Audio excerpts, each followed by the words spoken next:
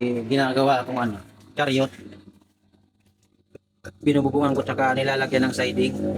Kasi yung ang bubong nito at siding nito trapal. Tapos lalagyan na rin ng glass na glass window tsaka pinto. So bali yan, nabubungan ko na. Lalagyan ko na ng planchadong yero. Tapos na sidingan ko na. Bali yung siding na lang ito na ito, wala pa. So may glass window dyan, yung fixed ba na chariot yan, motor ng Rossi. So yan, nalagyan ko na yung kabila, yung siding. Bali yun na lang nakabila. Tapos pintuan pa dito. Yun na lang, tapos masilyahan. Okay na yan, open lang yun eh.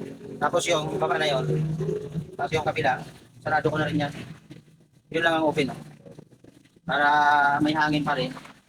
May fixed window glass yan. Kabila. Tapos dito rin, may glass din dyan.